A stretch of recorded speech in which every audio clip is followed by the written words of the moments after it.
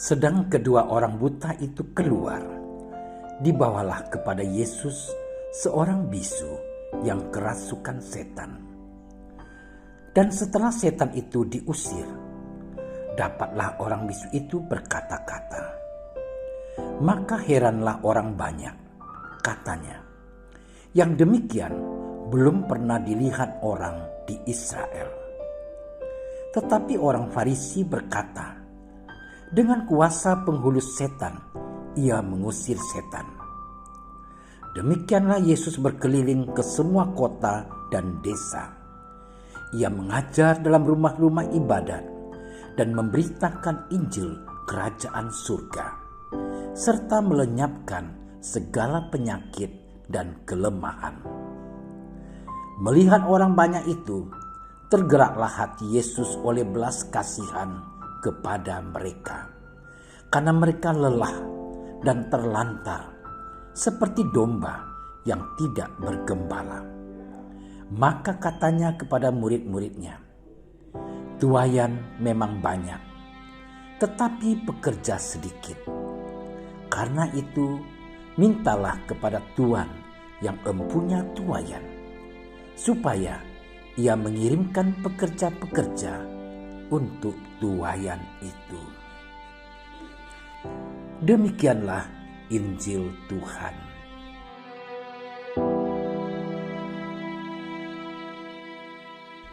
Saudara-saudari terkasih, setiap orang pasti ingin masuk surga. Syarat masuk surga adalah hidup suci, hidup baik di mata Allah dan sesama. Sebagai umat beriman, hidup baik itu ada satunya antara kata dan perbuatan. Karena iman tanpa perbuatan adalah mati. Tuhan Yesus melalui bacaan Injil hari ini menyapa kita lewat seruannya. Tuaian memang banyak, tetapi sedikitlah pekerjanya. Karena itu mintalah kepada Tuhan yang empunya tuaian, supaya ia mengirimkan pekerja-pekerja untuk tuaian itu.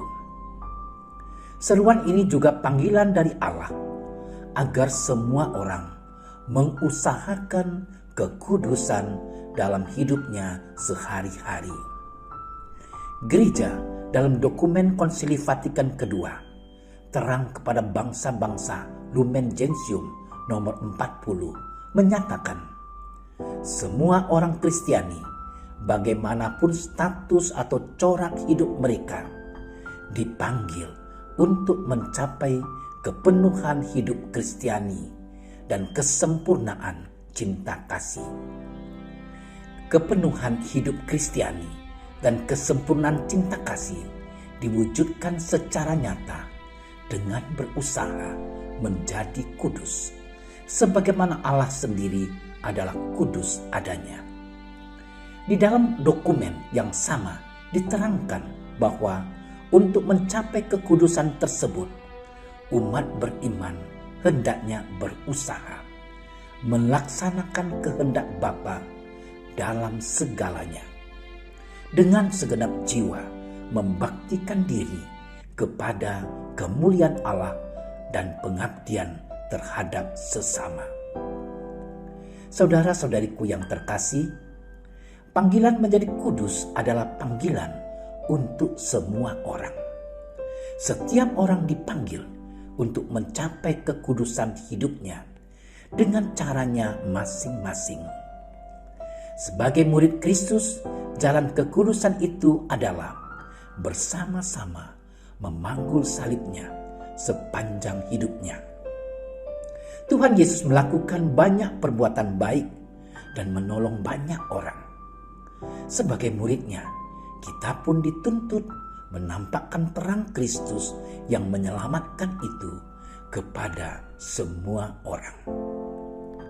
Bagaimana caranya? Saudara-saudariku yang terkasih, kita masih dalam situasi pandemi COVID-19. Semua sisi kehidupan terkena dampak buruk pandemi ini. Banyak orang menjerit karena dihimpit kesulitan hidup.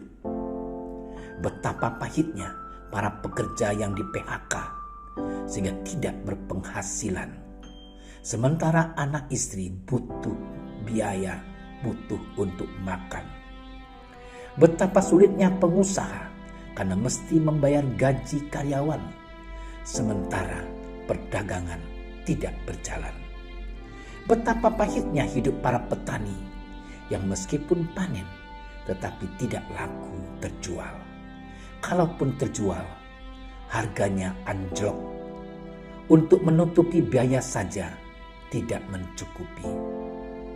Betapa pahitnya hidup para pegawai karena meskipun bergaji, nilai uang seolah-olah tiada lagi. Harga barang melambung tinggi, sementara gaji tidak bertambah. Saudaraku, situasi pandemi dan aneka kesulitan hidup mengundang simpati dan empati untuk berbagi. Kita dipanggil untuk bersimpati dan berbagi kepada sesama. Sebagaimana Tuhan Yesus sendiri bertindak solider terhadap orang-orang miskin yang terjangkit penyakit, orang berdosa dan membutuhkan bantuan. Bersimpati, berempati, dan berbagi adalah bagian dari jalan kekudusan. Dalam kondisi seperti inilah, iman kita dituntut tidak sebatas doa dan kata. Iman kita dituntut menjadi nyata dalam perbuatan. Saudara-saudariku yang terkasih, panggilan mencapai kekudusan adalah sebuah proses yang terus berlangsung, yang tiada henti. Marilah kita mohon rahmat Tuhan supaya terus dimampukan untuk mencapai kekudusan hidup. Marilah kita mohon rahmat Tuhan supaya terus dimampukan untuk bersimpati, berempati, dan berbagi dengan siapapun yang membutuhkan pertolongan. Dengan demikian, melalui tindakan kita, setiap orang melihat terang Kristus yang menyelamatkan. Ya Allah, kami mensyukuri panggilan kami untuk mencapai kekudusan hidup. Curahkanlah Roh Kudus-Mu agar kami mampu melaksanakan tugas dan tanggung jawab kami dalam hidup sehari-hari. Semoga di tengah pandemi COVID-19 ini kami semakin tergerak untuk bersimpati, berempati, dan berbagi kepada sesama, sehingga setiap orang melihat terang Putra-Mu, Tuhan kami, Yesus Kristus. Amin. Terima kasih sudah menyaksikan renungan hari ini. Jangan lupa like, subscribe, dan aktifkan tombol loncengnya agar Anda yang pertama mendapatkan notifikasi updatean renungan harian dari Komsos Keuskupan Padang. Dan bagikan ke sosial media agar saudara-saudara kita dapat mendengarkan dan merenungkan firman Tuhan.